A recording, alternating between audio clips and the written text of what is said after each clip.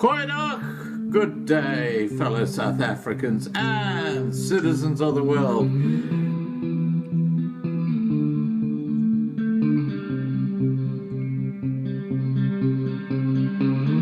I've been looking around for salvation.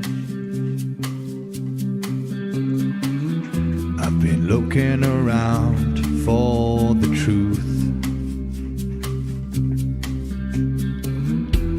All around me I see frustration, and I looked all over till I found you. I sit and listen to your stories, and you're telling me, please don't worry. There's a lot in this world you should know,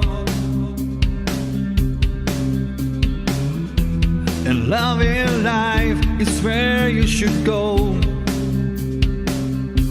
If you're looking for somewhere to go, if you're looking for someone to know,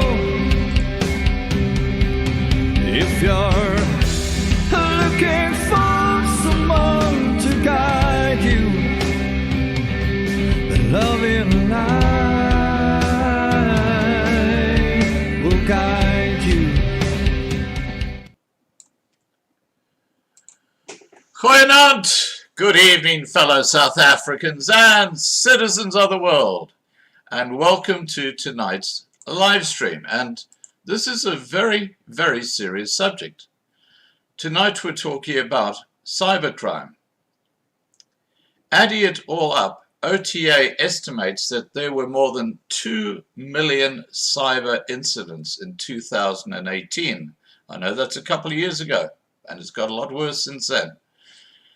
And it's likely that this number will rise significantly and is underestimated or underestimates the actual problem.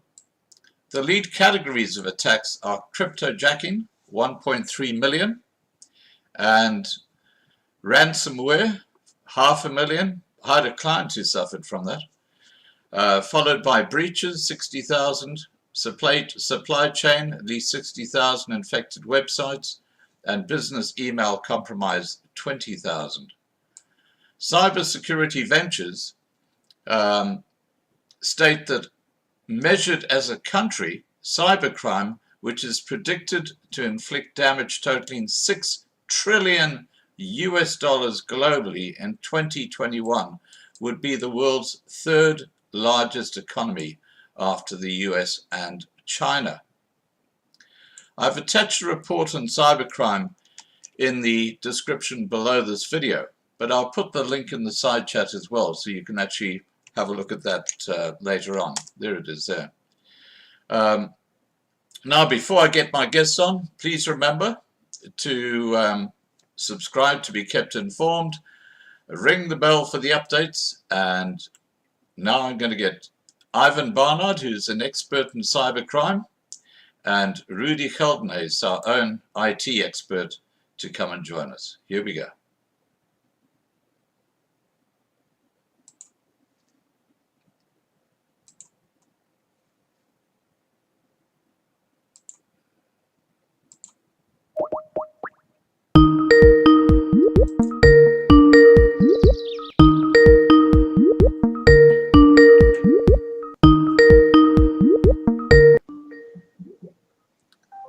Hi, Ivan.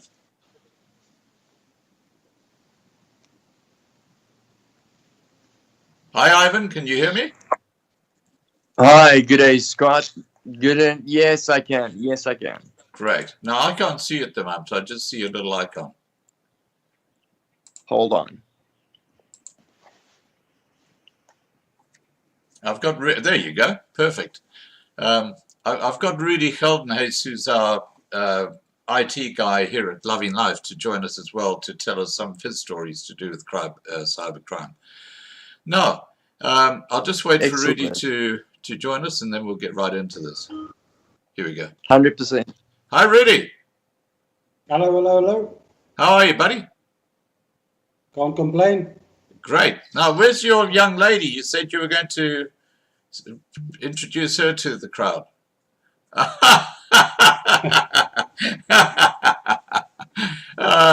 are going to be a lot of disappointed males in the side chat. This is my Rottweiler Speedy. I love it. Rudi, meet Ivan. Ivan, meet Rudi. Rudi, nice to meet you. Hi, guys. Hello, hello. Same to you, Ivan. Now, Ivan, I'm going to kick off with you. Tell us how. Okay, sure. Tell us how serious cybercrime is through the internet, I should say, today. It is. Well, I guess since the inception of internet, cybercrime has grown exponentially. It is by far the biggest crime in the world, exceeding in excess of $17 trillion, okay, annually. Wow. It is massive. If you have to take all the gun sales, illegal gun sales, drug sales, human trafficking, you name it, black market, organ sales, and lob it all together, you'll have to, it makes that number look insignificantly small. It is massive. It is really, truly massive. Wow. Now, one of the biggest areas in cybercrime is ransomware, where you open up a link on an email and it encrypts your whole computer. And then you get a little message that says, pay us X amount of... Tell us how that works. Okay, well, you see, you get these creative little kids sitting in their mom's basement sometimes. Other times it's syndicates. They use a virus or a script, if you want to call it that way, and they send you a mail, something that has an enticing title. Like, for instance, if you're a business, it would say, please find attached proof of payment. So you as a person or receptionist or person working in accounting, you wouldn't think twice, especially if it looks like it comes from your customer. The signature looks right, everything looks perfect. And usually it looks like a PDF file. You double click on it. The moment you double click on it, it's not really a PDF file. You just executed a virus. So what this virus does, it goes and spreads as quickly as possible to encrypt all your data with a specific key. Plus, if that computer, it also depends on the virus itself, but most of the viruses I encountered in terms of ransomware, if it's connected to a network, it also copies itself over the network and spreads that way. So it's not just one computer, but your entire company. Wow. And then you get a little message a few minutes later saying, this little red warning, there's multiple splash screens, if you want to call it, wallpapers that pop up that says, sorry, your machine has just been encrypted or been hacked by our ransomware. The reason why they call it ransomware is you have to pay this. I really want to keep my language as clean as possible. So, and that's one of my things for 2021. I want to try and really, really keep my language clean. So these people, these scammers, for the lack of a better word, they want you to pay an X amount of Bitcoin into a specific account, and then only will they give you the key. And now you go and say, okay, but hold on, how do I know I can trust you? So they'll send you a couple of files, or you send them a couple of files that's encrypted, and they'll decrypt it for you and to prove they have the key. Now, those type of attacks have declined since it happened, purely because they found a way on how to stop it. Okay, the initial ransomware attacks, all it did was in the background, if you had to pay, let's say for instance Bitcoin, I'll come back to the Bitcoin thing, but it will go and check a specific website, and if that website exists, it's a gibberish website. Okay, like imagine a few numbers and letters that doesn't make any sense. It's maybe 100 characters long. .com. Okay. If that the machine will go and check consistently as soon as it's attached to the internet consistently. If the website's there, then only, and it will release a key and it will decrypt the entire machine. The hackers or the script kiddies or the scammers, they ask you to pay them in Bitcoin. Reason being, Bitcoin is a digital currency. It can't be tracked. It can't be traced. It's decentralized, and it's anonymous. So it means I can trade money instantly across the globe without a bank or financial institution to keep me in check, and still get paid. Yeah. And it's anonymous, of course. Right. And you can track it to a certain degree. I can look at the scammer's wallet and see, my goodness, this guy's making a lot of money. However, I don't know who he is, who or she or the syndicate maybe, or where the money sits. It sits in cyberspace. Right. Now, I've actually had when I was involved with web building many years ago, I had a couple of clients who were caught with ransomware, and it is devastating for the business. Absolutely devastating. Oh. Now, Rudi. Absolutely. Rudi, have you had clients who've been attacked by cybercrime? Yes, Scott, I deal with that on a weekly basis. And mostly, like you say, it would be ransomware or, some form of executable file that installs spyware and adware and key loggers and whatever. The question then is, how do you help that client?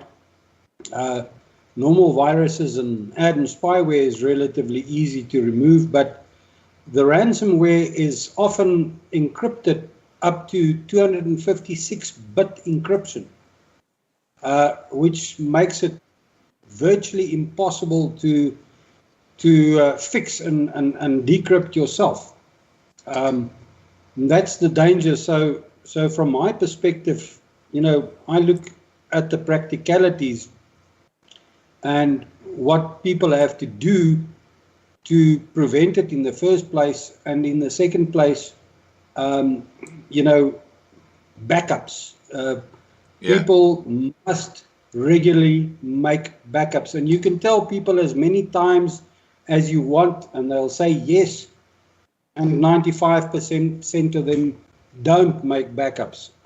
So if there's one comment that I can leave to the people listening, is people make backups, but not on your computer that's going to be infected. Make a backup and see that it's off-site or off PC. An external hard drive. External hard drive or a NAS drive with security functions built in or whatever. Make backups. I can't stress that enough. No, I agree. I see you nodding your head. Yes, I agree 100%. 100%. That is so true. That is so true. Remember, small businesses, I have had many clients, and you can warn them 1,000,000 times. Please back up. Please back up. And they don't. Yeah. Please buy. Please do yourself a favor, Mr. Customer. Take the few rand, a couple of $100 or 1,000 rand or whatever. Purchase antivirus and anti-ransom spyware programs, okay? McAfee, Symantec, Norton, or AVG, Kaspersky, pay for it. Do not use the free version. Don't be a cheapskate. I'm sorry for my language, but don't be a cheapskate about, protecting yourself. And then when your business goes for a flop due to ransomware, then come complaining. It's really a true big problem. Another thing I want to just quickly add is offsite backups and all that is perfect. But ultimately, the best way is we call it a air gap machine. Air gap means it's a machine that once a day, it's not connected to any network. It's a standalone machine, a server. It's not connected to network, Wi-Fi, nothing. There's no connection to that machine. Only way physically possible to get in front of that machine is to sit in front of it. And then only insert your backups or do your backups and put your backups on there. Only once it's verified, it's clean and scanned. Right. Now, are antivirus software like Avast actually, or do they actually protect your PC? Because I've heard people who've had these antivirus software programs on their computers and running, and they still get viruses. I'll put that question to Rudi first, and then I'll put it to you, Ivan. Rudi? Scott, Sure. yeah, before I deal with that, imagine... And I Oh, want by the way, everybody Rudi, before you go any further, I got a message for you from Viking Boer. He says, Rudi got his internet security weapon with him, his doggy. Okay, back to you. Yeah, imagine you are a business and you've got 5 years of bookkeeping data, and that data gets encrypted via ransomware. Right. And you have to pay an auditor to go and do 5 years of bookkeeping books for you. You're talking major money. So once again, back to this thing of making backups. But looking at the different antivirus products, one is to be careful. In the first place, I don't believe in any of the free antivirus programs. I don't believe in Avast, AVG. There's a host of them. But there are some good paid for antivirus programs. But there again, you've got to be careful. Some of the antivirus programs are what we call resource hungry. So it makes your computer run considerably slower. So one has got to go for the tried and tested and do your searches, your let's not call it Google searches. Let's call it, what is this new search engine that you're using, Scott? Startpage.com. Startpage.com or DuckDuckGo or whatever. I tell you why we don't recommend DuckDuckGo, because apparently all the money made by that organization goes to loony lefty organizations in America. So we rather stick with startpage.com. It's a fantastic little search engine. All right, back to you, Rudi. Yeah. So do your research, go and look at the search engines and go and read up what is going to be best. Personal experience, I've used many of them in my life. Symantec, I've used ESET Not 32 is actually a good one. Ivan, I don't know if you would agree with me. I don't particularly enjoy Kaspersky, or as I call it, Kakspersky. That's the Russian one. There are various ones that I won't use. And the other thing is, you can't just pile antivirus programs one on top of the other, because they will run in the background and they will also slow your system down. So if you get one, stick to one good one. personally, I'm rather vigilant. So I don't. I must be honest with you. I don't use any antivirus programs here in my setup. I use the Windows security, which is an antivirus program. But I'm vigilant. I look on the internet where I click and what I click for. I look very carefully what emails I open and what I don't.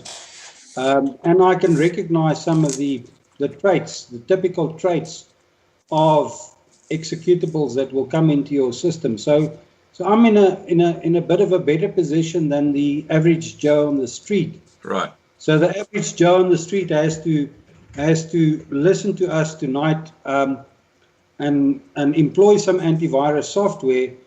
But I'm also going to give tips on what to avoid, and Ivan will back me up on a lot of these tips.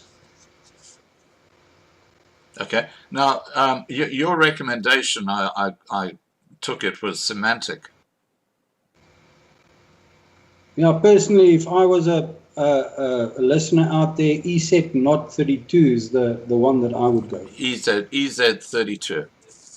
ESET Nod 32. How do you spell that?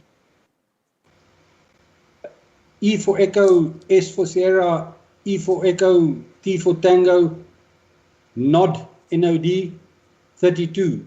Okay, ESET Nod 32. Okay, right. Yeah, cool. that's one that I like. Yeah. All right. Now, look, I've got a question for you, Ivan. I've got, when I bought this computer I've got now, it had McAfee on it. And I can't stand McAfee because I've had problems with in the past where you can't uninstall the bloody thing, you keep on getting these little messages saying, please don't forget to renew your McAfee because your computer is at risk. And I'm using another antivirus software, and it really pisses me off. That to me is like my computer being hacked by McAfee when they're supposed to be protected. Right. How does one fix something like that? Okay, so look, all these major tier 1 brands, like for instance HP, Lenovo, Dell, and all these major international brands, Acer, they will come with some sort of free antivirus for at least a 6-month subscription as part of the deal. Now, which version of antivirus is the best?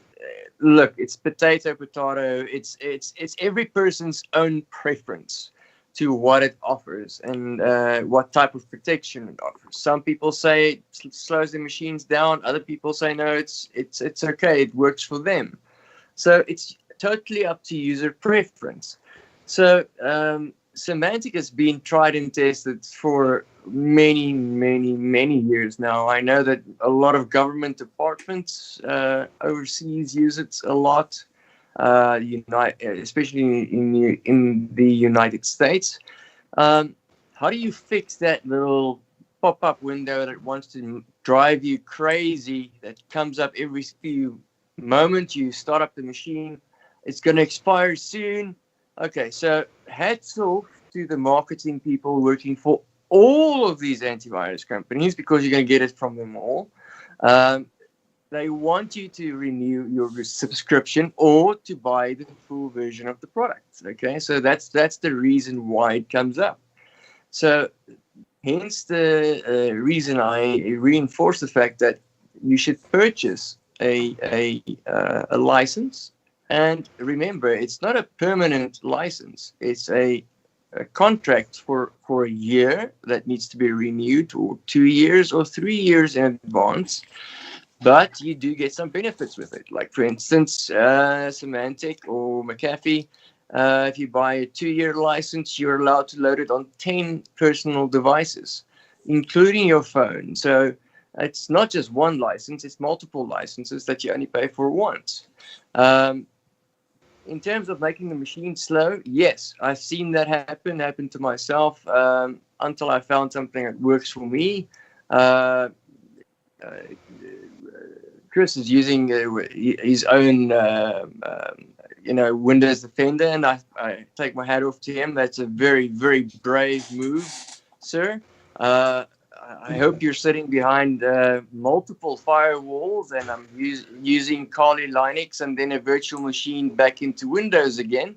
But for the average Joe on the street, I'm always thinking in terms of how would I protect my mom and my dad if they had to go onto the internet with a brand new computer? What would I do? So in terms of ease of use, you don't want something with 10,000 buttons and exceptions and all kinds of firewall settings. You want something, click, install, done. You pay for it, it's done. You're protected for a year. You won't get a pop-up again. So there are a couple of names out there. McAfee is definitely one of them. Norton Symantec, or just Symantec, is another. Those are the two ones I stick to. The one that Chris just mentioned, this Node 32 one, it is a very popular one, purely because it runs light on the system, meaning it doesn't tie up a lot of real resources on your system. And let's face it, nowadays you buy a notebook or a PC, it's not the highest spec, it's not the fastest machine in the world.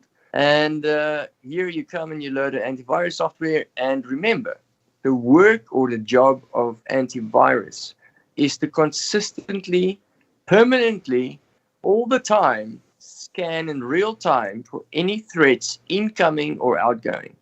Okay, so that's where all your system resources are going. So if you're using a slow machine, you're going to pay the price. You're going to pay the price for performance. Okay, so that's one of the important things. If there's anything else I can add to that is just that, guys, don't. I get it. I get the download the free version thing just to help you get by until. I've never seen someone download a free version and then decided later, oh, okay, I'll start paying for it now. It's like it's like you get a free, your friend's Netflix login details until they change the password. That's when you realize, okay, I really love this and I really need this. Maybe I should pay for this. So I would really urge your listeners out there today or tonight to go out there and, pay the price, get proper protection, and know you are protected. And here's one thing I need to bring to the attention of your listeners. Remember, antivirus can protect you 99% of the time. It is not 100% guaranteed.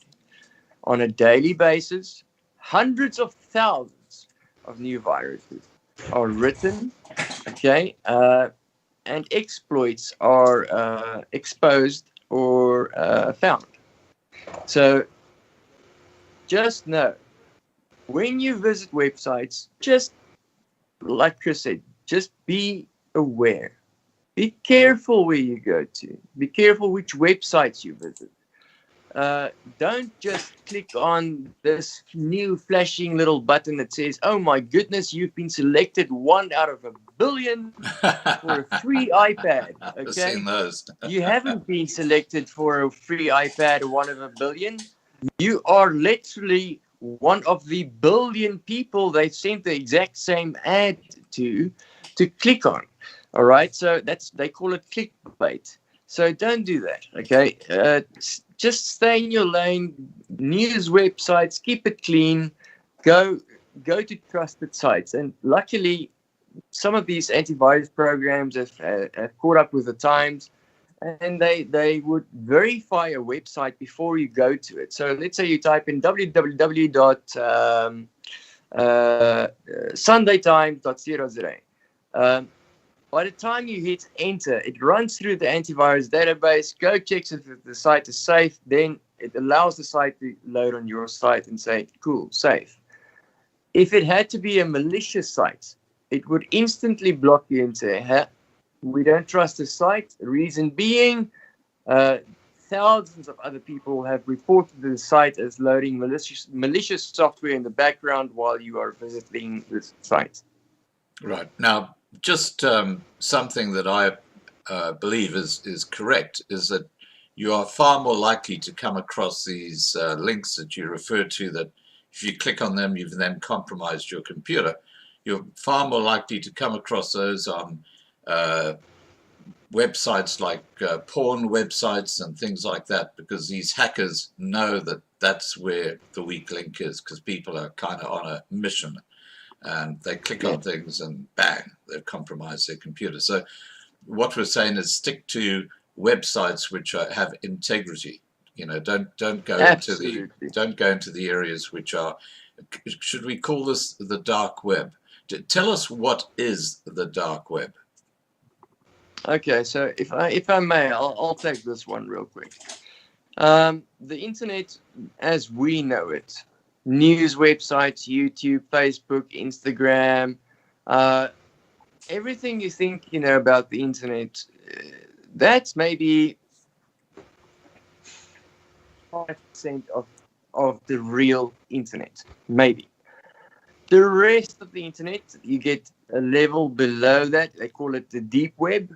The deep web is where governments usually store their secure records. Medical files are stored between hospitals. You'll find banking institutions on there. It's a deeper level of security in terms of accessibility via the internet. All right. Then right at the bottom, deep web. The deep web is about 90% of the web, isn't it? It's a huge area. It's a huge chunk, but it's not all of it. I would say it's around about 60%. The rest of it, below that, is the dark web. Now, the dark web and the deep web, the people always confuse it. Deep web, dark web, what's the difference? The dark web is purely designed for hackers, for malicious intent. This is literally where you can hire a hitman. This is where you can buy drugs from. This is where you can. This is where child sex trafficking rings sell children. No jokes. This is what happens on there. It's shocking. Yeah. This is where you see stuff like. And I'm sorry, if I just may ask, the audience, your audience, are they over 18? Oh, yes. Or are we? Okay. Yeah. All right. So I just want to warn the people, if the following I'm about to say might be triggering. I'm only saying this for your own protection. So please be warned. So on the dark web, they sell your information. The guys who scan your or skim your ATM card or your credit card, that's where they will sell your details. That's also the place where you'll find something called snuff movies. Now, snuff movies is literally people making a movie where they, or not a movie, but taking a video where they, in real life, on a live stream, shoot someone, execute them, and they get paid for it. It is a sick, dark, evil place. Nothing good comes from there. Nothing good. Can we shut it down? No, you can't. Reason being, that part of the web, dark web, runs on a different level of security. Can our kids access the dark web just by buying a new computer and here we go? No, they can't. There are certain steps and extra software they need to download in order to access the dark web. Okay? There is certain tools required to be able to access the dark web. One of them, I'm not going to mention it. Then I'm giving you the keys to how to access it. But a serious, absolute, big warning, big red flag for myself. Working in cybercrime, head of the cybercrime unit for Mike Borlace. Guys, I've seen there's just certain stuff you can't unsee. that will emotionally scar you.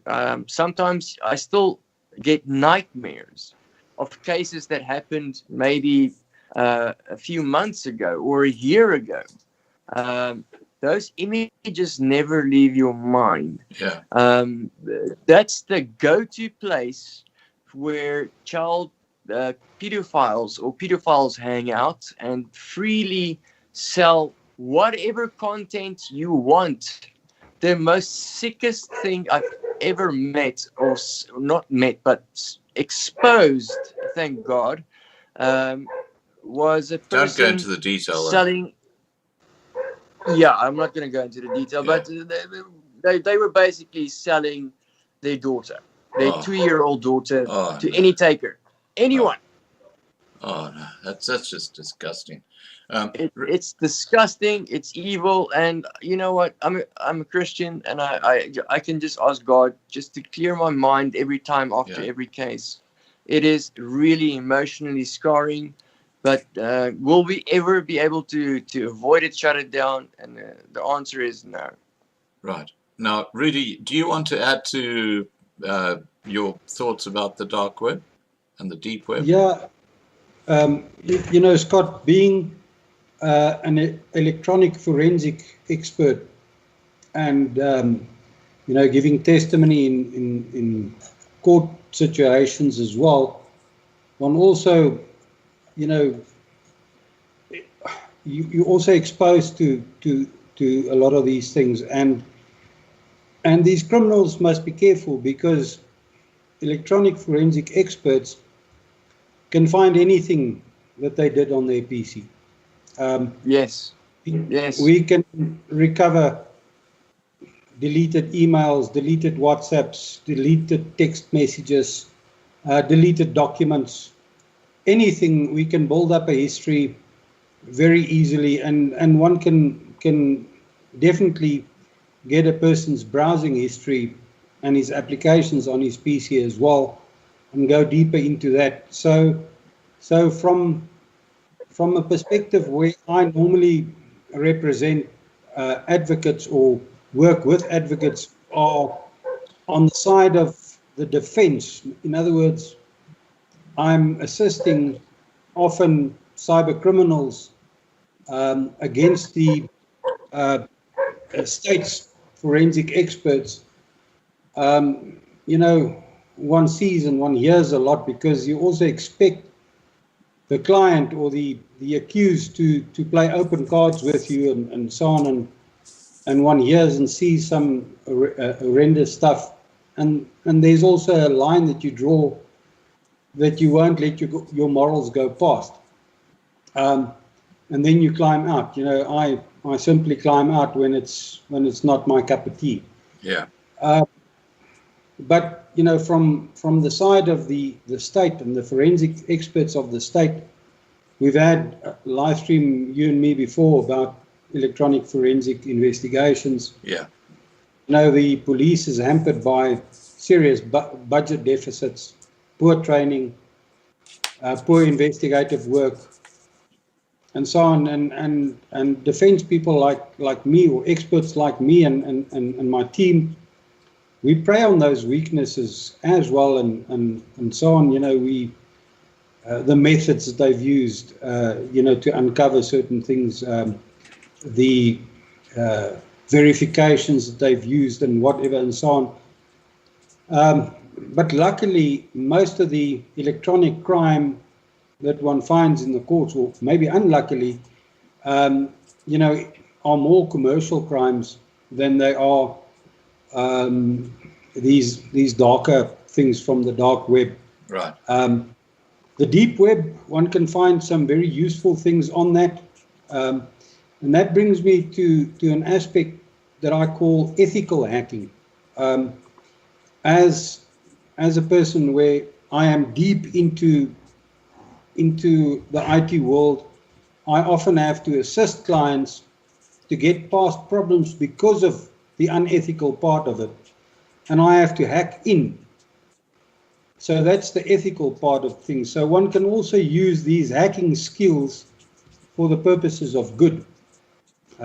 getting past passwords, getting past encryption, getting past document passwords, recovering, a lost partition or a master boot record, or recovering a whole hard drive, and getting the guy's stuff back. But prevention is always better than cure. So remind me a bit later that I give a couple of pointers to people, and it's simple pointers, and these simple pointers will get rid of 95% of your problems. Right. Now, Rudi, let's take a hypothetical case where you're representing a client and you get their PC and you can see that this person is, involved in something horrific like what Ivan was mentioning just now. What do you do from a moral standpoint? Because, surely you can't go into the court and destroy the public prosecutor's case knowing that this guy is a pedophile, for example.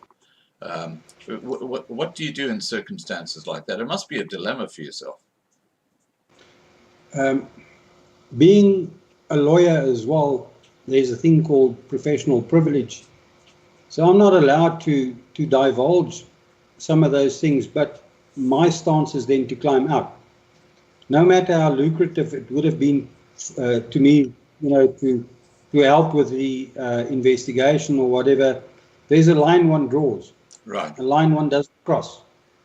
So I will climb out, and that already leaves a suggestion. Why is this expert climbing out? There's something wrong. Dropping the case. Maybe, hopefully, on the good side of things, that also maybe he raises a couple of ears or eyebrows and says, if we know Rudi Geldenhuys, we know him to be very thorough, we know his ethical standards, why is he climbing out? And that might make them investigate a bit more, but from a lawyer's perspective, I'm not allowed to go and tell the state, look deeper. That's unethical, and I could physically be sued, and the legal profession can take action against me. So there's a bit of a dilemma there, from a criminal perspective. If it's a client that comes to me and says to me, fix my PC, I'm now here not as a forensic expert or whatever. Right. I have to fix this person's PC, and I come across vile stuff. Then I'm not acting as a lawyer. Then I'm acting as his network administrator, or his PC expert, or his data recovery specialist, or whatever. Right. Then it's my duty, I feel, morally, to expose that person. Yeah. And I've done that on numerous occasions, and well, you'll be surprised, the number of clients of mine who have a couple of dirty secrets on their PCs, but normally it's more the harmless stuff. Yeah. Him and his girlfriend, or him and his wife, and they're doing the dirty or whatever, and there's some videos and photographs and whatever, for goodness sakes, I'm not into that, and I'm not going to stop him from enjoying himself and so on, but there's a line when that action becomes criminal, and one has a duty then. Now, I feel. There are a few pointers that have already come out of this discussion. I just want to go over those very briefly. We don't have to discuss them because we already have, but the first thing we came up with is, don't open links and emails from a person you do not know. Is that a correct statement? Not only from people that you don't know. A lot of these email scams, or email viruses, or email injections, the people would spoof an address very well known to you, even one of your own email addresses, or now if you contact list. Rudi, if you hover over that link, you actually see what is behind that link, don't you? Not always, Scott. my advice to people is when you look at email, especially or mostly if there's an attachment to the email, if you're not expecting somebody to send you something, or even if you are, and you receive this strange Word document or PDF document or zip file, phone the person and ask him, did you send this to me? Yeah. That's normally the safest way. And definitely if you don't know the address or the person, even if it seems genuine, rather delete that email. If they need to get a hold of you and you haven't responded to an email, they'll ask you. Yeah. Okay.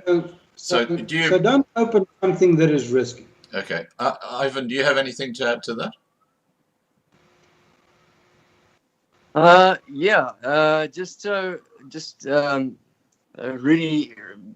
Rudi and myself come from the same field and have a lot of respect. It's the first time I meet him, but I've heard of him before, so I have a lot of respect for him. I just want to tell your audience, Scott, that spoofing means that they are faking the account. They are pretending to be the person who's sending that mail. And it might look 100% legit. I'm telling you stuff like from, oh, congratulations, here's your SARS report and your expected returns. They'll have the logos right. They'll have all the links in there correctly. But there's one spelling mistake in an email that you didn't spot. It's either a dot or a dash or an underscore that you didn't see. And in that, there is an embedded link. So be very careful, guys. When we say spoofing, we mean it's the guys who are fake. They are the great pretenders. Who sang that song? I can't remember. It's not from my era, but I do know there's this wonderful song, Great Pretender. Yeah, it's from my era. I'm an old fart. Okay.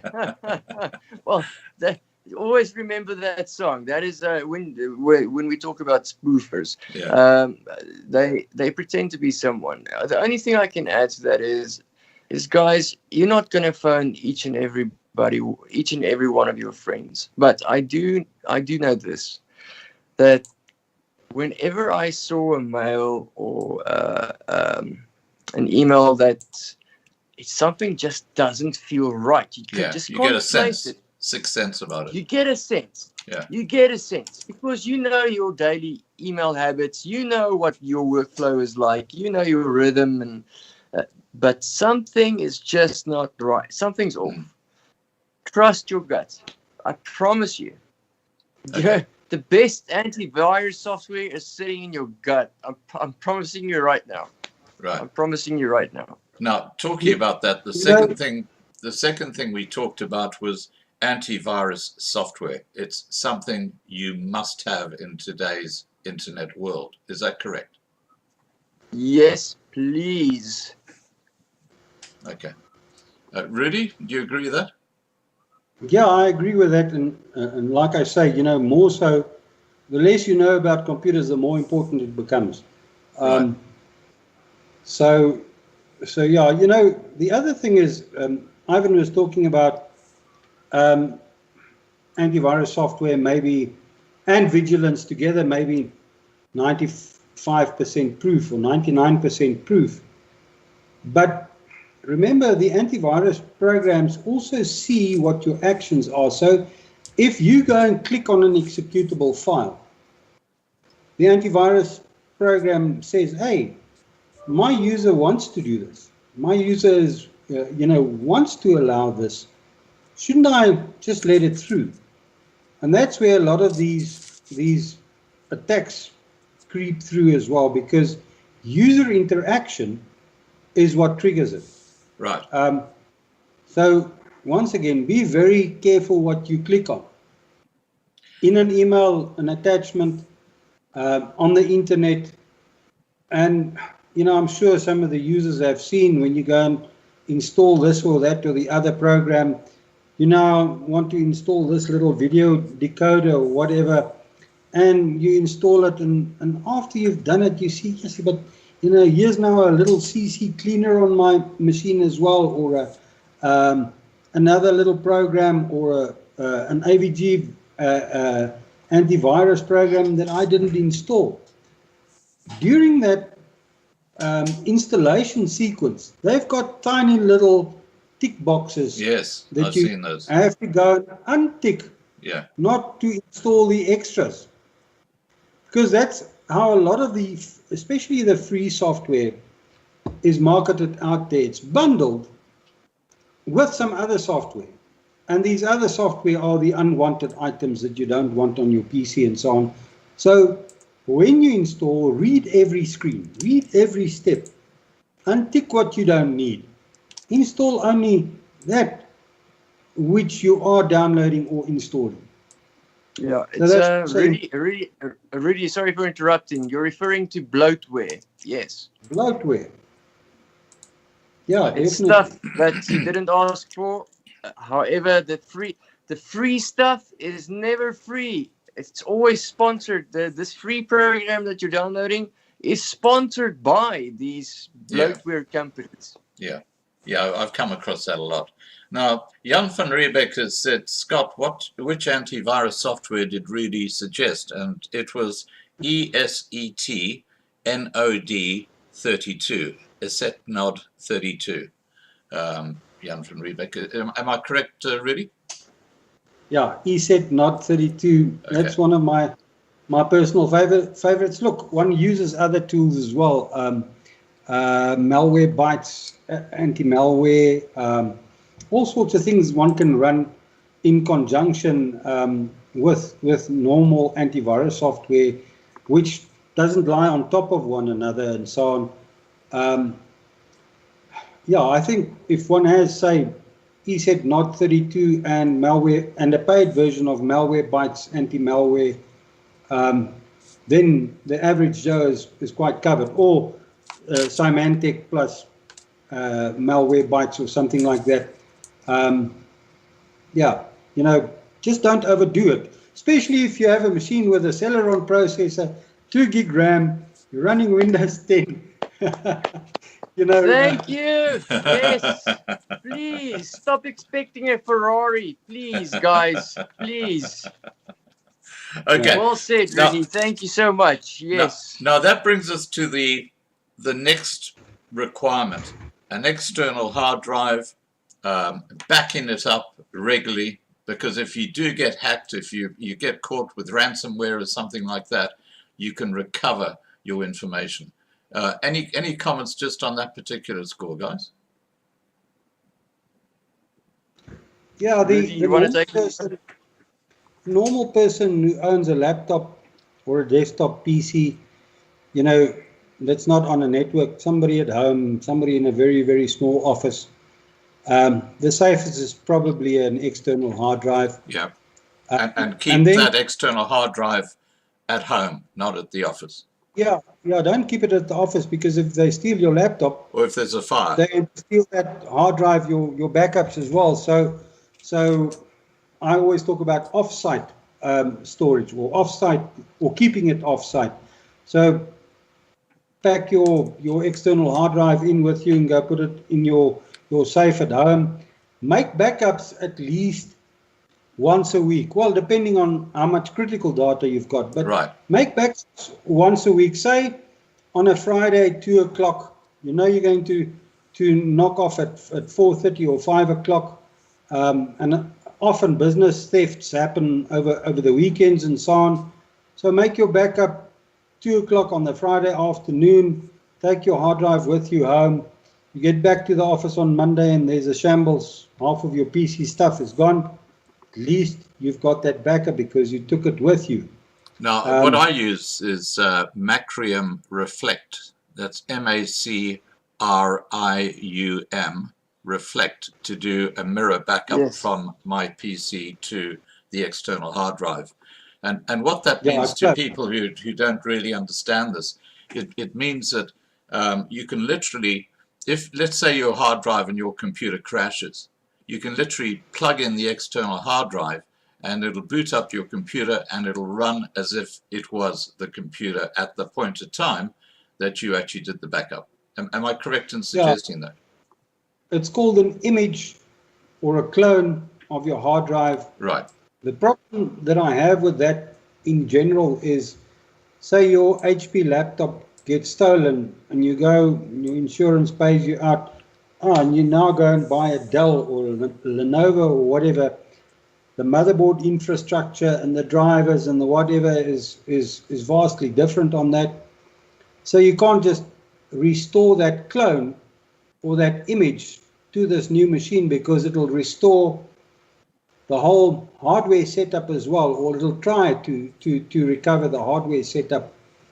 So I rather talk about a backup policy that one uses, and once again, listen me out carefully here. I talk about incremental backups. Yes. And what we do typically is, you'll take a backup this Friday and you'll take the hard drive home with you. You'll come back with it the next week. Next Friday, you don't overwrite that backup. You make a second backup. And the next Friday, a third backup. And only when the fourth backup happens do you delete the first one, because backups can also be corrupt. So one wants at least 2 alternatives. So you want 3 backups, and you want 2 alternatives to go back to in case one was corrupt. And then there's a whole question of, but what do I back up? Do I back up all the system files and everything as well? No, but you've got to browse your computer. Mostly your critical files will be under your user files, on your desktop, on your downloads, on your My Documents, and under your pictures, your music, your videos. But a lot of the programs store data on your C drive directly on the root as well, and some store data on other places. So one has just got to be awake as to what you back up. And I don't advocate backing up the whole system, but all the user files that are important, one needs to back up. And there's various ways of making these backups, even on an external hard drive. There are various very intelligent backup programs out there that you just click a button and you say, the hard drive is now connected, run the backup, and it has these built-in scripts and parameters that say go and back up this, that, and the other. So physical hard drive backups, maybe by means of a backup program. Right. People often ask me, but how's about backing up to the cloud? It's a part solution, but remember, your cloud is connected to this live PC of yours. So when some of these files that typically lie in folders that now get sent to the cloud, when those files are decrypted, the decrypted files are also migrated up to the cloud.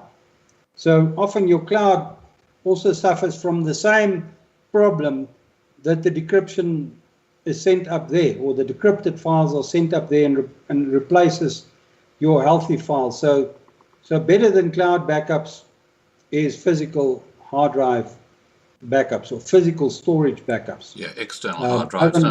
Just on this particular point. Agree with you.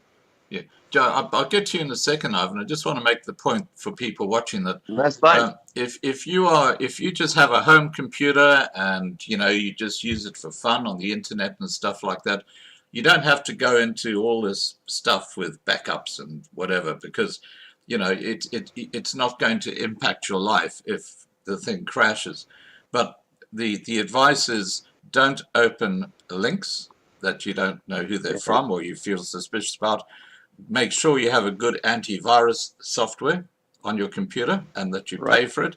And the software that Rudi recommends is Semantic.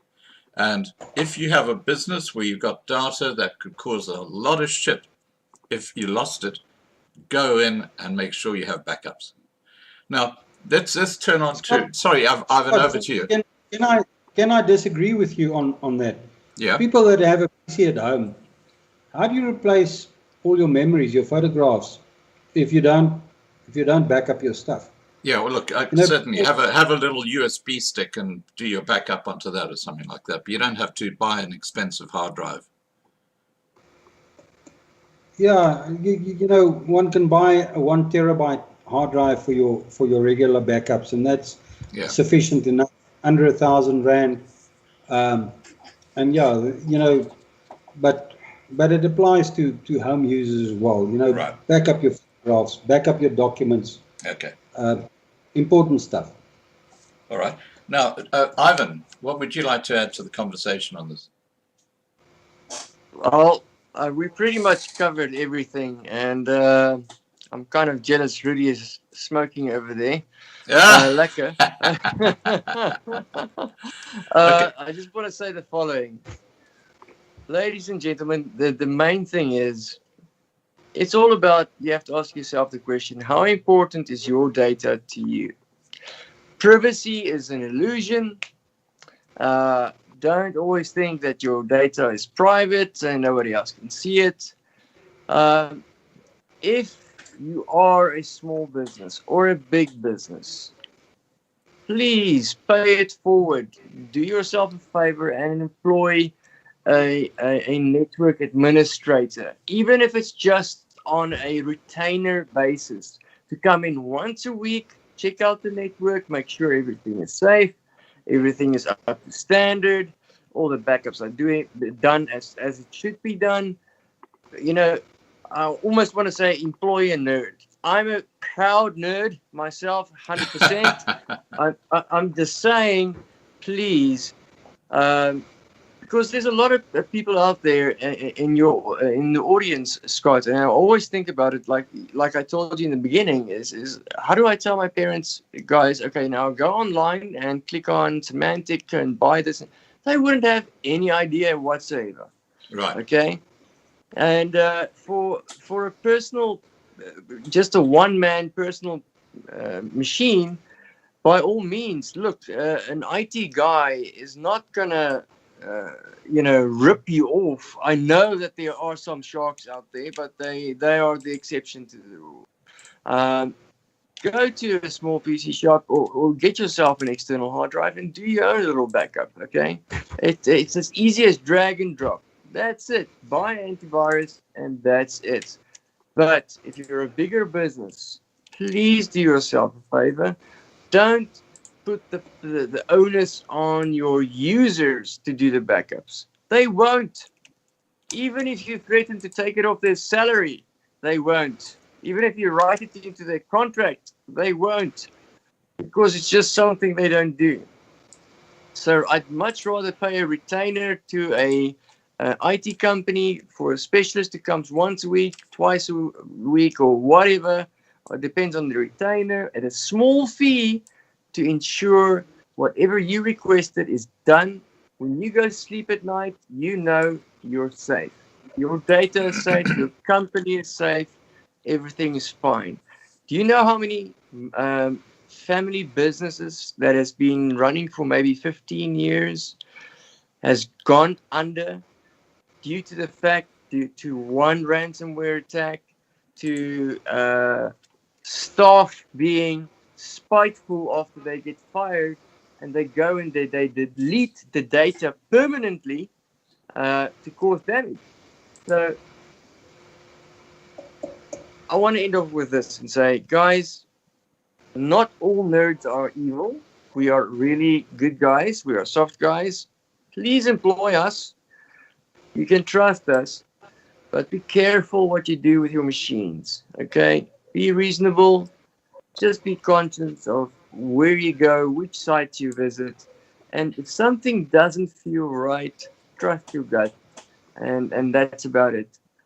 Scott, I have to go, unfortunately. I am working tonight on a couple of cases. Right. But Rudi, was an absolute pleasure to meet you, sir, and finally see your face. I've heard it around in the industry about you, sir. And Scott, thank you very much for the opportunity to speak to your audience on your channel. It's an absolute honor. And in future, we're gonna have to delve in more. There's so much more to cover. Than just this. For instance, email intercepts, and Rudi is gonna smoke 10 cigarettes now if I just talk about that topic. And Where phishing. people intercept emails and change the banking details. I'm being flooded with those type of cases. Wow. But anyway, Scott, I gotta go. God bless you, and thank you very much for the time. I do appreciate it, sir. Rudi, geniet die sigaret. Ek hoop is lekker. Ivan, weer ophou rook.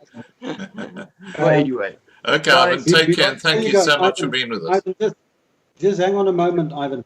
Yes, I've got to speak to you and Mike a bit more as well. Mike was a guest on Scott's program last week, so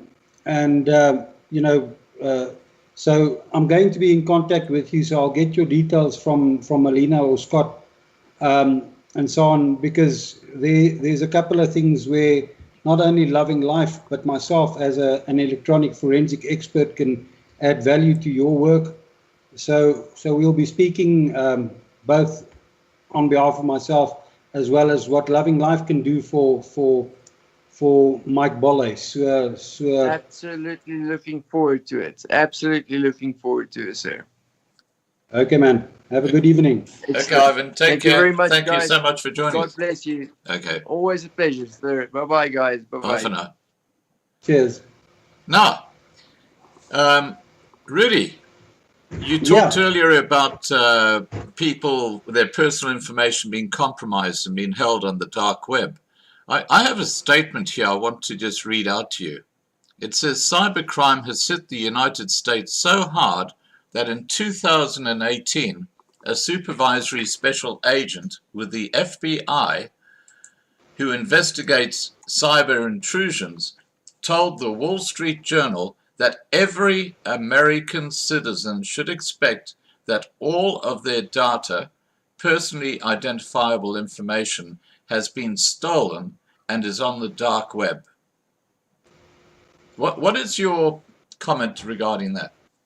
Scott, to a certain extent I will agree, but never be fooled by TV programs that makes hacking. No, this is a Wall Street Journal, a very, very upmarket paper. I'm trying to paint a picture here. We've got these TV programs like CSI Cyber or whatever the programs are called. A person hacks into another system within seconds. That's often or mostly not true.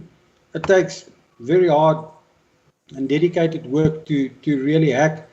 And I've said to you before, I want to divorce you from the open platforms, the Gmails and the Googles, because that's where your information is really accessible. So the bottom line is you have to get email providers that are not part of this global stuff. The big tech. That's why your personal Loving Life TV email address is safer than your Gmail address, because I get that. Controls it. I physically control it through the web space. And it's safer. And I've applied certain encryption levels and an SSL certificate to Loving Life. And I've got security software working in the background with us, and so on. So one has to do what one can. But I must also then say that 90% of the listeners are on these open platforms with Gmail addresses. I've seen the registrations come through. And 90% of our people have registered with Gmail addresses or Yahoo addresses or Hotmail addresses or whatever. People, I can't stress enough how much I want you guys to move off those platforms. Well, I tell you what we can do to help our channel heroes. Our channel heroes like Jan van Riebeck, I see here, Fiona Timms. We're offering them a free lovinglifetv.com email address. So all you have to do is contact Rudi, and he'll set it up for you. we've got about 13 or 14 channel heroes at Loving Life. So, you know, that's one of the things that we're doing for our heroes. Yeah, and you know, as a Loving Life person, I want to extend an open invitation to any of our Loving Life subscribers, any of our listeners.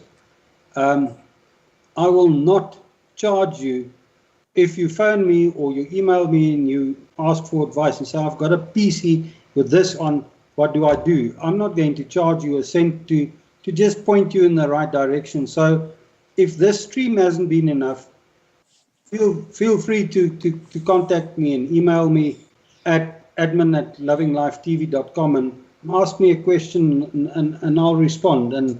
And I promise I won't charge you a cent. Obviously, if you want me to set up PCs and networks and what and so on, then I'm going to say to you, okay, sir, this is your basic advice, but let's talk further and come and see me, or let's talk on Skype or whatever, and we have to buy this and that and the other and so on. Then we're talking money. But for me to give advice, I will gladly do that, especially to our Loving Life listeners. And just for people who don't know, Rudi is based out east of Johannesburg. Which town is it? Boksburg, is it? No, I'm in the Independent Republic of Brakpan. Brakpan. I'll get that right one day. Now, we still got a way to go because we've got a bunch of questions from people, and there are a couple of other different areas I want to cover with you, Rudi. Now, the first one is the one that Ivan touched on before he left, and that is where emails are intercepted and bank account details are changed. Do you want to tell people how that works? What actually happens there? And what is the solution? That happens very, very, very often. That people hack your email account, especially if passwords are insecure, and you use simple passwords like password 123 or something like that, or your first name as a password. Of course, it's going to be hacked. These hackers typically make use of sniffers, little scripts or routines that run at millions of variants per second, sniffing for a password, and if it gets a hit, it goes through, and they'll hijack your email account. So when you send an email out, and they see here's an invoice, they'll grab it. They'll stop it from reaching its destination. They'll grab it, and they'll change it and be very, very careful of banking details. They'll change the banking details in a jiffy. The other way that they get access to this type of information from you is with keyboard loggers. So Ivan was talking about bloatware, but one of the virus types, malware types, if I can put it that way, is a scenario called keyboard logger. So if you typically go to your bank and you put in your login particulars, that keyboard logger that has been injected into your machine after you've opened an email or whatever, grabs all these keys that you've typed, and over 5 or 10 times that you've gone to your bank, it's got your whole PIN number and your second layer password that you type in there, and it'll hack into your bank account and it'll take your money out. Or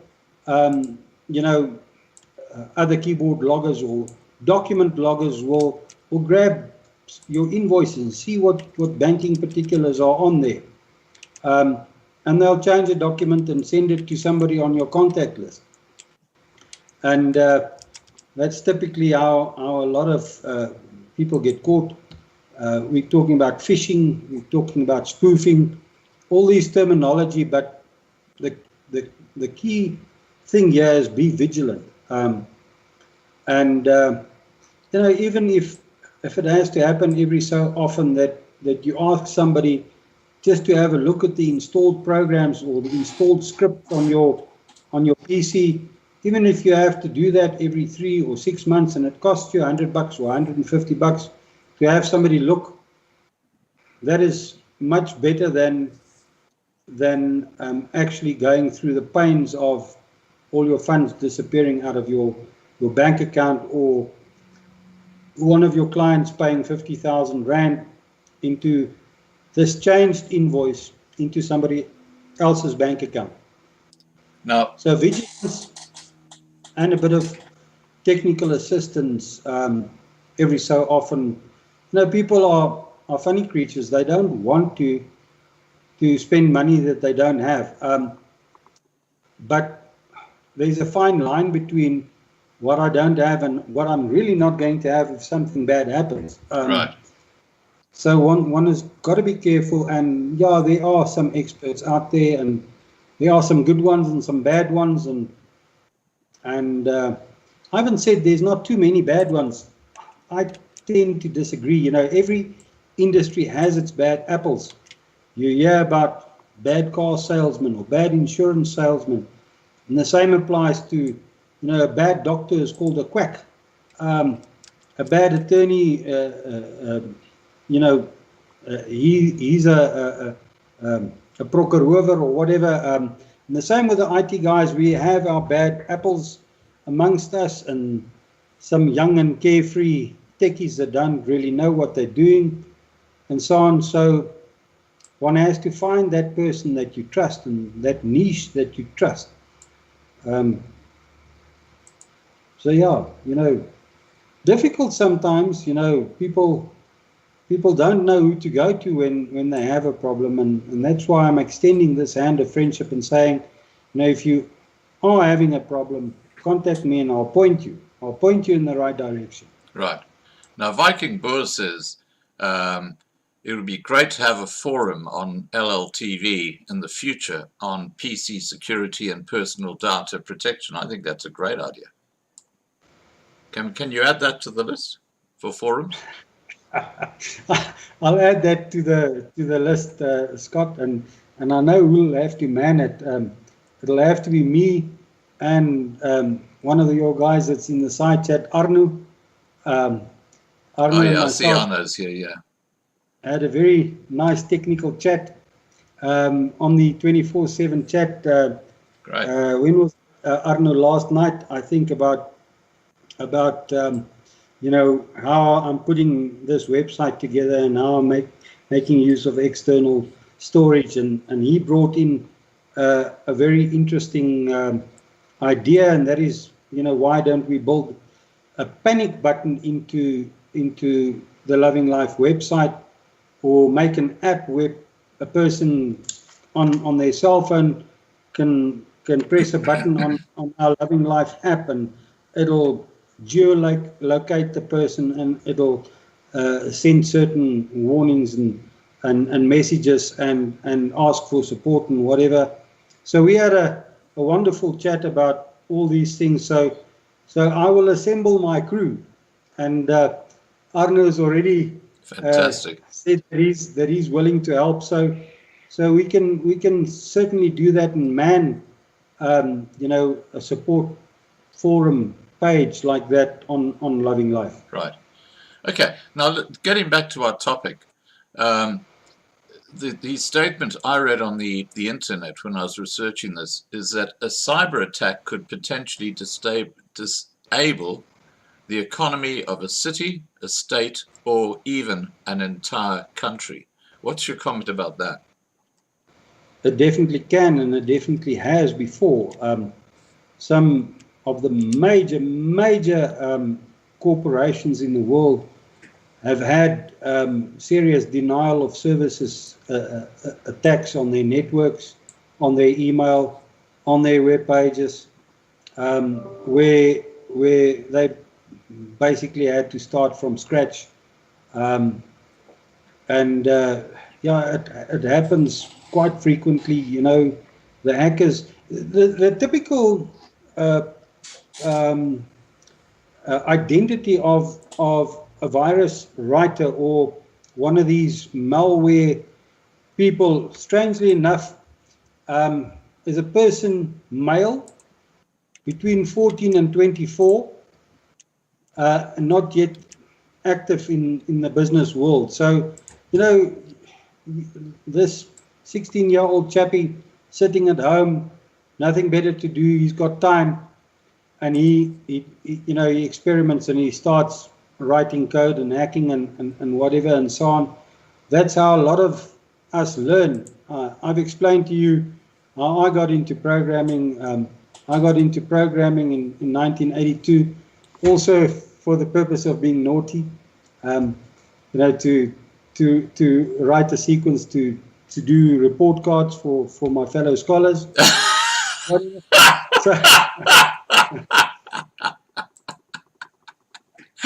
So instead of saying this guy is an absolute loser, he never gets anything right, you change that to saying your son is absolutely brilliant. Yeah, send home a better report that the parents can sign. That's how I started.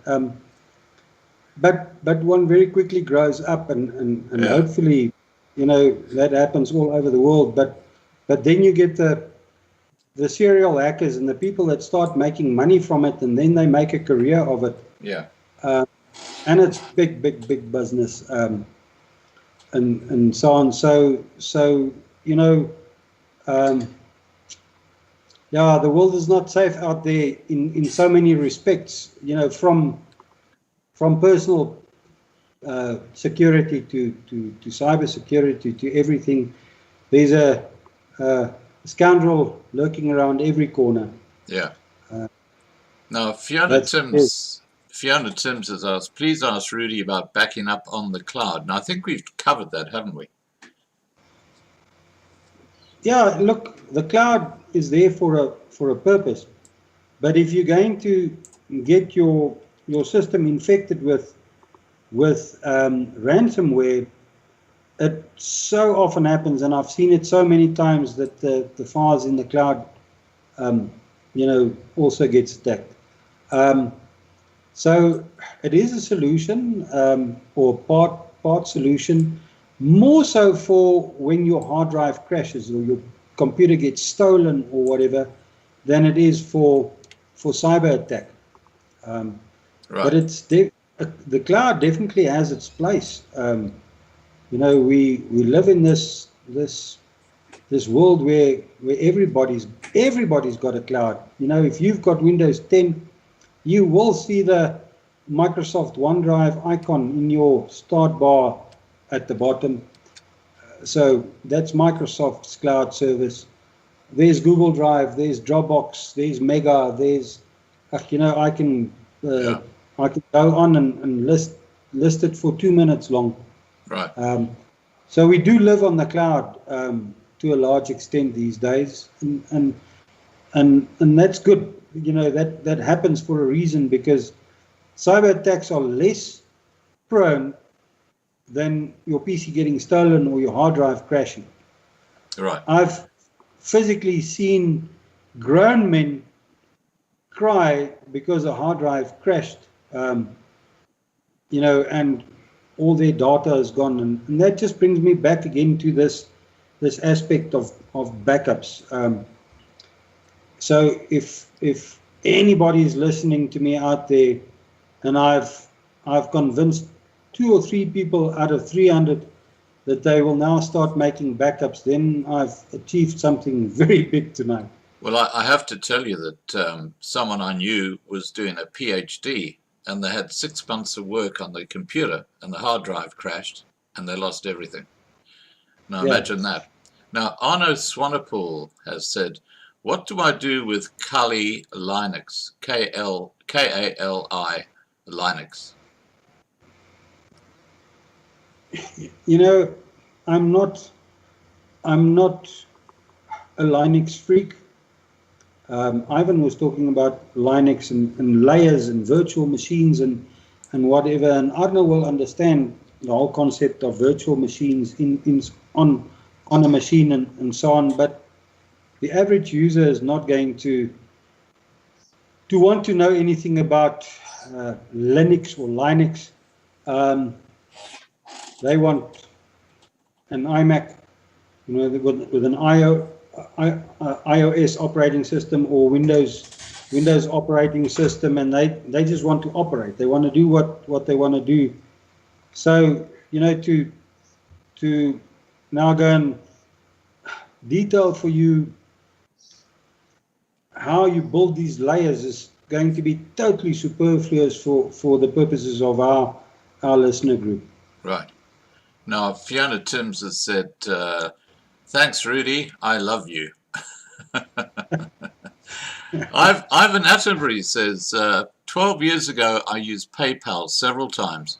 Recently, I received 3 emails advising me that I have a credit that can be paid to me. Is this a scam? Ivan, don't react on that email, but go with your normal browser to PayPal, and I'm sure you would remember the email address that you registered with on PayPal, and log into PayPal, and if you've forgotten your password, click on the forgot password link and it'll send an email to that email account. So log in the conventional way and not through that email, because that email could be a trigger. It could be a stealer. They entice you to try and log into an account so that they can actually see what you're typing in, so that they can try and log into your original PayPal account. I'm not saying this is the case with those emails. It might be a genuine PayPal email. I also get PayPal emails where they say you've been inactive for a while, or we've got a new privacy agreement in place, or we now have two-factor authentication built in, and whatever, and so on. And those are genuine emails. But the quickest and the best way, if you're unsure, like Ivan said, if you're unsure, let it be, and log into PayPal the conventional way, because that is not through that suspect link. Okay. Can I just add a thought here, and you can just tell me if I'm right or wrong. Let's say you get an email from your bank saying, hey, please confirm your details. And of course, you never ever click that link, because if you click that link, what will happen is you'll go to a page, a web page, and if you look at the web address at the top, it'll have nothing to do with your bank. And that's how you can immediately see it's a scam. But the page will look as if it's coming from your bank. Am I right, Your bank Rudi? will never ask you to openly verify details via email. Your bank will never ask you to do that. Yeah, I agree. But I mean, if as an example, if that happens and you click on the link and you see at the top in the address bar, it's not barclaysbank.com, for example, it's russia.com. It's a scam, because it's not your bank, regardless of what appears on the actual the screen. But what I want to prevent people from doing is actually clicking on that link. I agree. I agree. But don't even go and click on that link. Let's say it's a SARS link or something, whatever it might be. If they've clicked on it, they can confirm by the address bar at the top, because if it's not SARS, for example, it won't be SARS in the address bar at the top. It'll be something totally different. Usually, if it's a legit email, it'll say, "Hi, Scott." So it'll have details of yours. "Hi, Scott. Your account number ending," and it'll give the last 4 digits or whatever. So it'll, that will be an indication that this is legit and that you must do something. But still, even if it has that, it'll never require you to fill in ID numbers and addresses and whatever, because that's how they steal your identity. Yeah, exactly. So when you receive an email, often these emails that come in will be this Can I invoice just is, interrupt a second here, Rudi? Fiona's just about to go to bed, and before she does, she's got a question here. Actually, she's got two questions for you. No, just one. She says, please ask Rudi about these constant boxes which pop up, even when you're trying to look at something perfectly innocent, asking if you'll accept cookies. What do you do with those? yeah, cookies is part of the whole world movement to privacy. In South Africa, we've got the POPI Act, the Protection of Private Information Act. In Europe, and the UK, they are bound to new legislation which is called GDPR. I don't know what GDPR stands for, but that came into effect last year, not last year, year before last, around about June, July, I think. And cookies is part of this, where they ask you whether you will accept cookies. Now, cookies has to do with your browsing history. So if you accept a cookie or whatever, it means that website will know when you browse it again that you've been there. So cookies and so on, I wouldn't be worried about, Fiona. That is natural, and that's part of the privacy legislation that was brought in, that you are warned that they're harvesting from you, and they're not necessarily harvesting wrong things. They're not necessarily harvesting personal data. They're harvesting habits. Where are you browsing, or what time of the day did you come to this website, so that we can see what we can interest you with, and often that is innocent and marketing oriented. So that's not necessarily bad. I accept cookies, not just from anywhere, but mostly I accept all cookie notifications and whatever, because I know where I'm browsing. Once again, just be vigilant. Read what you're in for when you click on something. Yeah. Now, I've got a couple of comments in here. Bruce says it's better to use incognito mode to do banking. And Gavin Bauer says cookies normally store personal settings for the site. Any comments on that? Like for instance, on lovinglife.tv.com, when you log in there, there's a little tick box that says remember me. And I put it there on purpose because it makes it so much easier.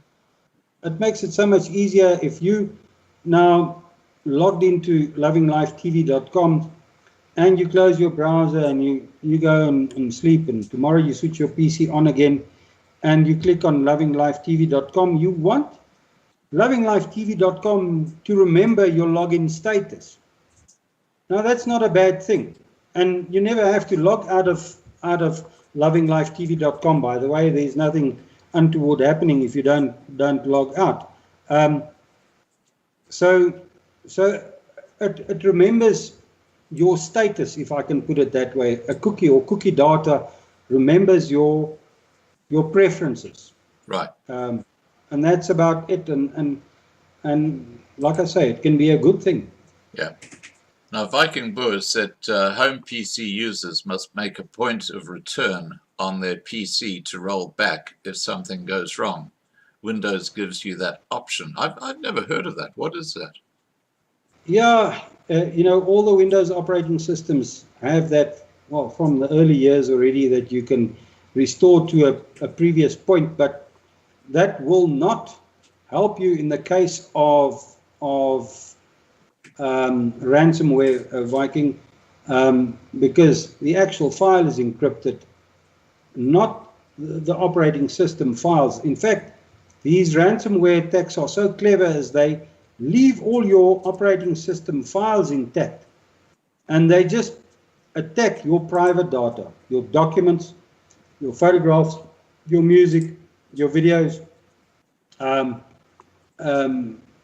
your downloads, and whatever. It attacks those those private documents. So one typically uses this reset function to go back to an earlier restore point when something is amiss with your computer. One of the drivers is not working, or it's giving a blue screen, or there's something wrong. Then you can go back and say, okay, take me back. Today's the 27th of January. Take me back to the last restore point, which was probably 2 or 3 or 4 days ago, when I last logged in and worked successfully and did a safe shutdown. And these restores will typically tell you, if you are going to use this restore point, it's going to affect the following programs. It's going to affect the fact that your machine has now installed a new version of Google Chrome or Firefox. It's updated VLC media player and whatever. Do you want to go ahead? And if it's non-critical programs and whatever, then one just goes past that and one restores to 3 days ago, or 5 days ago, 8 days ago, or whatever, and your system runs better. But that doesn't mean that your computer is now suddenly virusless or unaffected. The D part of your normal Windows PC is a part called the registry. Now, the registry basically handles every setting of every program and application and every document and item stored on your PC, its pathways and whatever. And typically these malicious scripts or viruses or malware, also it's an executable file, so it installs almost like a Windows program, and it goes and writes its path into the registry of the PC. So that one must solve that problem as well. And I always say to people, the good antivirus programs can do two things. They can clean your PC and remove the malware, but secondly, it can also go and delete the little pathways that the virus executable left in the registry of your PC. And often when we fix PCs or a virus infection on PCs, one runs all sorts of scripts and things and virus programs and whatever to get rid of the virus. But I then go further and I enter into the registry of the Windows operating system, and I go and edit certain functionalities in there as well, or take out those little extra pathways so that that virus doesn't pop back. Because if you don't take all the pathways away, next week your computer might be infected with exactly the same virus again, because of those little pathways, those hidden pathways where it says, I'm creating this pathway for me to climb back in. So, right. so that is the deep part of a Windows operating system, is the physical registry of the machine. And for those in the know, like Arno and whatever, to get to your Windows registry, you'll run a command called regedit, and you'll go right into the back end of the registry. And please, people who don't have serious PC knowledge, don't go and edit your registry. No, that is left for people like me and Arno and whatever to do. Now, Charlotte Smith says, Arbo, can you or Rudi help after the streaming to connect to the internet Windows 7 after I change my password? I'm not able to connect. I guess Charlotte could send you an email, Rudi, and you could perhaps just give us some pointers. Charlotte's got my direct WhatsApp and telephone number, but I know her cell phone is broken as well and so on. But Charlotte, you're sitting, I think, 150 or 200 kilometers from me, and if you don't have internet access, I can't dial in remotely by means of remote desktop or TeamViewer or one of the other remote tools to get into your PC. So one of the prerequisites for me to dial in from afar and fix your PC, I had a look at one of our other users here that I saw earlier, Peter de Tooy's PC. I think it was yesterday, his PC was acting up, and I came in remotely and I fixed a lot of stuff, but he had internet access. And it sounds to me, Charlotte, like your base problem here is to in the first place get internet access. So I can't come in afar if I don't have a door through which I can come in. So depending on how serious you are, Charlotte, you're running Windows 7. My lovey, Windows 7 is too old. Windows 7 is not even supported by Microsoft anymore.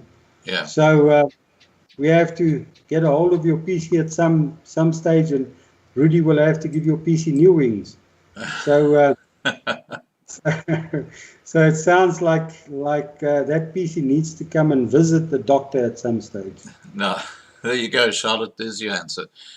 Bruce Basters has said, and this is a question I wanted to ask as well, can virtual private network or VPNs protect you from scammers? VPN basically protects your whereabouts, if I can put it that way. Say, for instance, DSTV is not available in Europe, but you have an active DSTV subscription and you want to be able to have access to DSTV. One uses a VPN in South Africa to route your route to that website to, and the website thinks that you are in South Africa, or the other way around. If I want to watch Sky in Australia and it's not broadcast here in Africa, Scott, I will use a proxy or a VPN to connect as if I'm in Australia, and the system will think I'm in Australia. So yeah, that's part of VPNs. VPNs are used for a number of other things as well. VPN stands for Virtual Private Network, and there are definite advantages and ways and means to do that, but don't think that VPN protects you from maliciousness. If you're going to receive an email, it's going to leave a destination and it's going to arrive on your side, and that viral script or malware is still going to be in that email that you're going to click on and that you shouldn't. Right. Now, Fiona Timms just says, my 14-year-old grandson and some of his teachie mates claim they hacked into NASA during COVID lockdown just for fun. Well, that's pretty dangerous stuff, isn't it? Yeah, there are so many stories of young kids hacking into the Pentagon and all over the place, and part of your learning curve as an IT professional, and Arno will back me up, is, one has to hack to an extent. One has to know the system to know how it's attacked. So one learns these things, and the difference comes in what you are using it for. Are you using it for good or for evil? Right. So yeah. Well, that brings me to the question that I was going to ask anyway, and that is, how easy is it for someone to hack my computer if it hasn't been compromised? Can they still, if I'm online on the internet, can someone who's got the skills actually hack into my computer without me actually allowing them? To a certain extent, yes, Scott, depending on your internet service provider and your router and your access and whatever, there are vulnerabilities not only in your PC and its operating system, but there are vulnerabilities all along the line through your internet service provider into your fiber router into your ADSL router into your 3G, 4G, 5G router and whatever.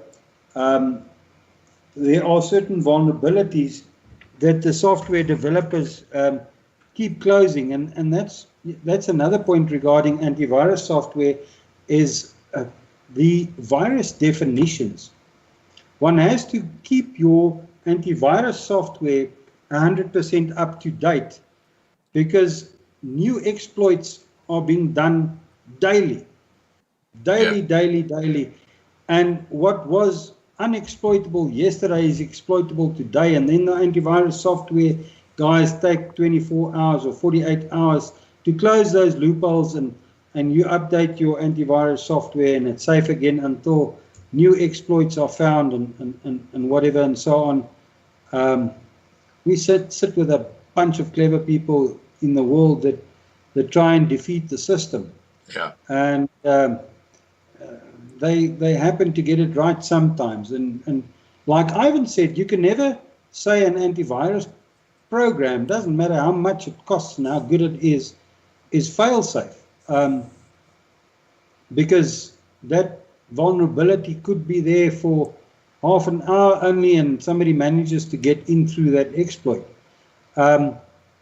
So one takes a chance every time you go on the internet and use your computer connected to the outside world. You are taking chances, but once again it comes back down to making backups and being rather vigilant. Vigilance is the best remedy. Right. Okay, now Viking Boer says, one annoying one is your CD, DVD, ROM base keep opening and closing and your desktop disappearing just to annoy you. What would cause that? A CD or DVD player opening and closing means that DVD writer or DVD-ROM or whatever has typically had its day, and the little mechanics inside are normally done. I am aware of 1 or 2 or 3 exploit situations where it sends commands, to open the little door of the writer or whatever and so on. But that's very, very uncommon. So it's more likely, Viking, that your ROM inside has had its day, and it's luckily not an expensive exercise to replace that ROM. Or just stick sellotape over it so it can't open. Yeah, or open the box up and unplug it at the back or whatever and so on. But desktop disappearing to me sounds like there's a possible problem, whether it's malware or not, or just a system corruption in your operating system. One would have to dig a bit deeper. And guys like me, we are very much like doctors. We have to diagnose. We have to often see and feel and experience what it is doing for us to be able to give you the absolute response on that. Right. Now, Malcolm Cobb has asked a really interesting question. He says, which is the best VPN to use in South Africa? Now, I believe you actually provide VPNs, don't you, really? No, I don't provide VPNs. On the website part of it, we're talking about CDNs, content delivery networks. That's right. Vastly different from VPNs, which is a virtual private network. Yeah. In South Africa, I don't really know. To be honest, there's a couple, but once again, your friend there is one of the search engines, and go and type in their best VPN South Africa or whatever, and read what it says. Yeah. make an informed decision. Look at their packages, because often VPNs aren't free, or your better VPNs are definitely not free, but there are very affordable VPN packages around. If you were in the UK, I would say use that one. If you were in certain states in the USA, I would say use that one, and so on. You know, but your guide there will be your search engines. Go and look what is available. And usually you have these typical articles to say there's 10 best VPNs in Europe. Yeah. 10 best VPNs in South Africa. I don't think South Africa has 10 VPNs, but it'll give you the pros and cons on everyone, as well as their packages. So, you know, it's like vehicles as well. What is good to you is maybe not good to me. I prefer driving a BMW, Scott, and you are a rich old bugger there in Australia. You prefer driving a Bentley or whatever. I hate to correct you, Rudi, but I actually don't have a car. but you know what I can't mean? afford one. So it's also about preferences and feel. Yeah. So, you know, a lot of people will tell you, I absolutely hate Windows 10. And other people will tell you, I absolutely hate Apple iOS operating systems. I'll be one of them that tells you that. And you know, it's about personal experience and personal preferences. Yeah. So it's difficult to say to somebody, you know, that is definitely the best VPN in South Africa. Well, I have to tell you, my VPN takes me to Auckland, New Zealand. And with YouTube, when the ads come up, they're all for New Zealand because my VPN is there. Now, this raises a very interesting and relevant question. You know that Australia is talking, Google is talking about taking its service out of Australia because of this row it's having with the media in Australia. Now, that would probably include YouTube as well. Now, if they shut down YouTube in Australia, does me having a VPN that says I'm in New Zealand mean that I would still be able to publish videos, even if they shut it down in Australia? You will be, because you are making the platform think that you are not in Australia. So yes, that is one of the uses of VPNs, is to in other words, bounce off a different continent or different country or whatever, and so on. And if they had to you know, lock you out of YouTube in Australia, then the first thing I would have done with you is to help you set up a VPN if you didn't have one. So we will circumvent them, and that is part of this whole ethical hacking thing. I think, you know, is we will let righteousness prevail. Yeah. Okay, now Slim Inch has asked, I have hundreds of dying family emails leaving me millions of dollars. My standard reply is, leave it in a brown suitcase and unmarked notes in the corner of Smith and West Street and come alone. Well, I must tell you that I think you're overdoing it. You mustn't even respond to those people, because responding sends email headers and email content to them that they also harvest from. So that's one of the ways of spoofing you, is by having the headers that your email is sending to them. So please, rather not respond at all to nonsense like that. Right. Sue Vickerman says, I have had several people I don't know accepting my friend requests, and I never even sent them. Of course, I've unfriended them. But how did they get a friend request from me?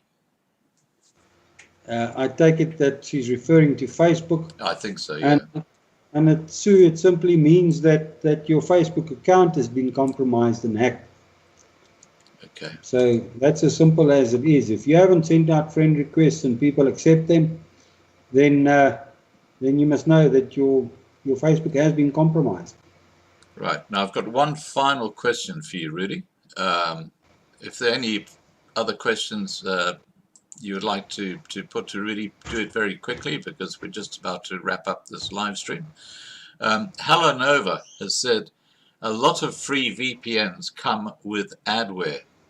Are free VPNs sketchy? It's like free antivirus programs. I would not use one. And look, the free VPNs have to somehow, if you're not paying for the service, these advertisers are. So I'm not saying all of them are bad, but I would definitely use a paid for VPN if and when I use VPNs. That's what I do. Right. Now, Rudi, in wrapping up the live stream tonight, is there something you'd like to say to people watching the video now and perhaps later? Yeah, what I want to say to them is, Scott caught me off guard again tonight. He told me 25 minutes before the live stream that I will be on. So just as well I did. Well, I hope I'm giving pointers that people can appreciate, you know, and the main thing is don't open email attachments if you're not sure. Be vigilant what you click on the internet. Read and look what you do. Just don't run through the pages and you have something on. And then the last point is, once again, if you need help, if you need advice, I'm there like a bear. I will gladly tell you what I think. Okay, fantastic. And just to remind people who might not have heard this at the very start, that there's a link below this video in the description where you can download a document which talks about cybercrime. And it's a very current document. It came out this month. And it'll give you a lot of interesting information about stats, facts and figures and things like that. So if you don't believe that cybercrime is a huge issue on the internet, please download that document and you'll see what it says. All right, I just want to thank Rudi for joining us at very, very late notice, as he mentioned. Good to have you on again, buddy. And it was good to have Ivan on as well. And I'm pleased that you guys have made contact because hopefully that'll be useful to you in the future as well. And yeah, he said in very clear terms that he's heard of me, Scott. So yeah.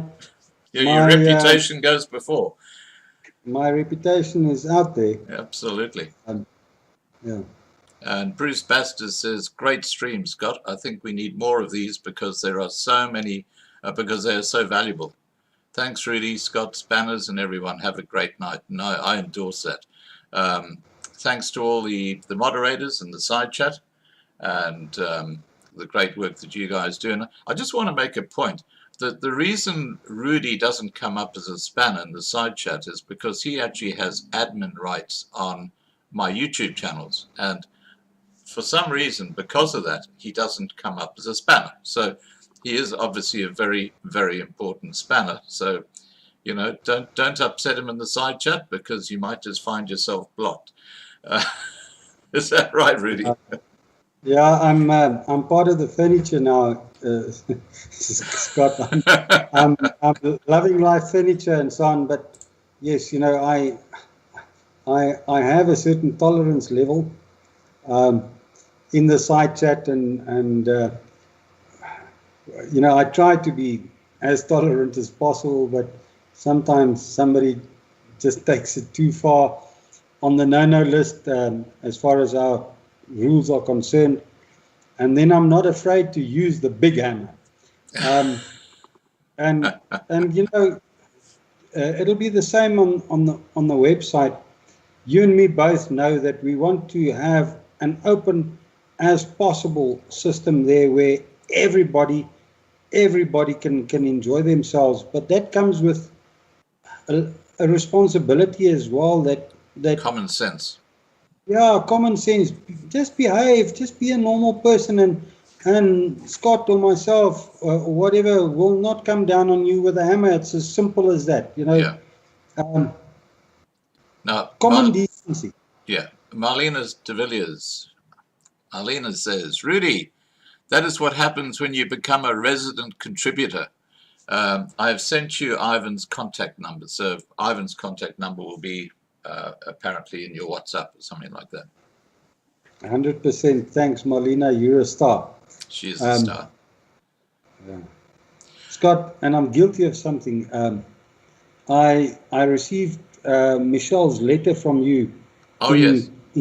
In text format, but I haven't added it to a Loving Life letterhead yet, so I better still do it tonight or tomorrow morning because she's asked me for it, so I better get my A into G to get a letter out to her as well and so on. But I think the visitors in the side chat will bear me out.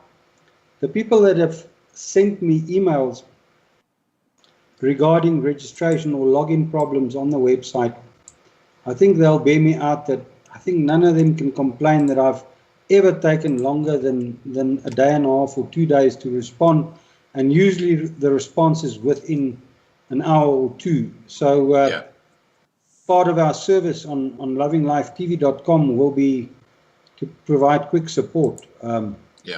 So possibly over a Sunday or whatever, that I also need to close eyes a bit sometimes. Right. Now, just one final question that's just come up. Papa Jusha says, Rudi, should I use a different email when using a VPN? You know, email providers are all over the globe. Let me give you a practical example. If you are using Gmail, you can be anywhere in the world.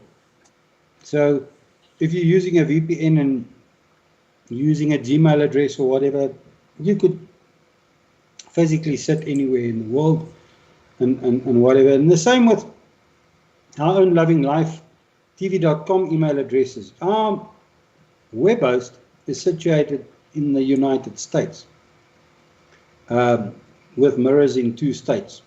Arizona is one of them. So for all intents and purposes, our website is an American website. Apart from the fact that I've employed South African time zones and South African and Australian language settings on the website and whatever, for all intents and purposes, our site is hosted from Arizona with a mirror elsewhere in the States. So the same applies to VPNs. They're situated all over, and they're not going to do a deep dig into your email address to get your geolocation of your email address. And if it's Gmail or a lovinglifetv.com email address or a whatever, they're not going to know from a bar of soap where in the world you are. Whereas if it's an MWeb email address, or possibly a Telkom SA email address, or iAfrica or whatever, then they have an idea where you are. But even that, I don't think they block that deep. So no, use your same email address. You know, why now go and create more email address misery for yourself? All right. On that score, I'll just leave you with this message. Michelle Mullard says, Rudels, I got my eye on you. I think she's talking about the letter. You want to say something to Michelle? I know she's got a beady eye on me. And I've got my beady eye on her too, because she's been asking me questions about her tablet, which has got memory problems and whatever. So, Michelle, did you take the screenshots that I asked you for, and did you WhatsApp them to me while I was busy here with the live stream or not? All right, guys. With that, I'm going to wrap up this live stream. We've been going for 2 hours, and I just want to thank Rudi once again for being here and offering his expertise to us. And have a great evening, Rudi.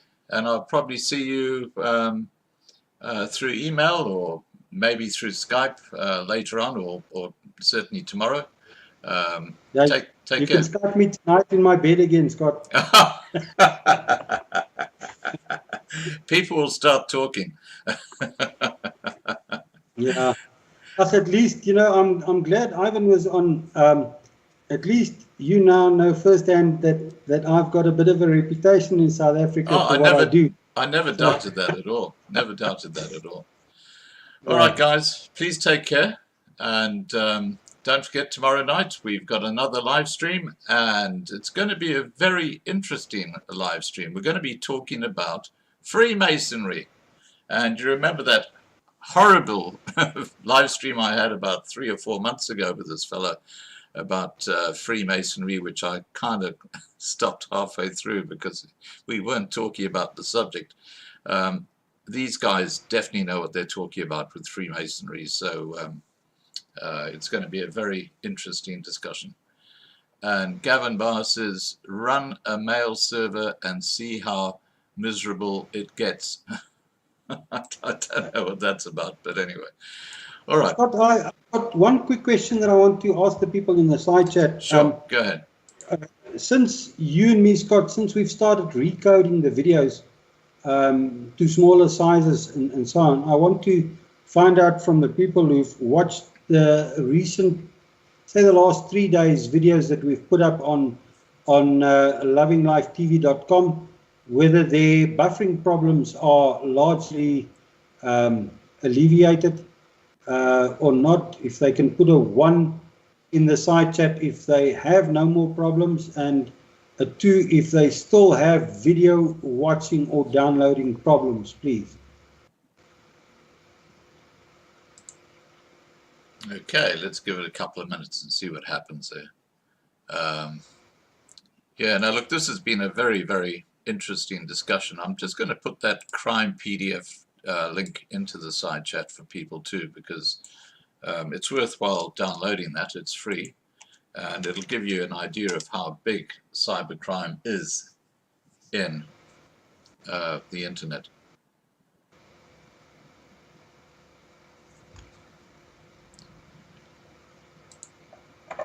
Okay, we've got a 1.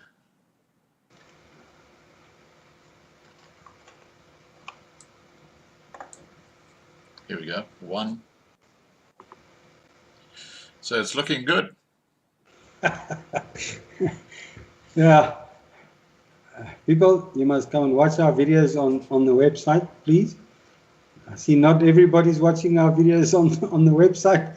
Come to lovinglifetv.com and watch some extra videos there that is not on YouTube, please. And the reason they're not on YouTube is because they would not stay on YouTube. But they are very, very important videos. Well, I think generally the consensus is that it has made a difference, which is great. All right, well, I'll leave the side chat open. I don't want to keep you up late, Rudi. I'm going to, and you got some stuff to do. I'm going to shut down the live stream now. Please take care, everybody, and see you tomorrow night. And don't forget, we've got another live stream, 8 p.m. Johannesburg time. And if this is your first time on Loving Life, please subscribe, because we have a great family. We have a lot of fun. Cheers for now. Cheers.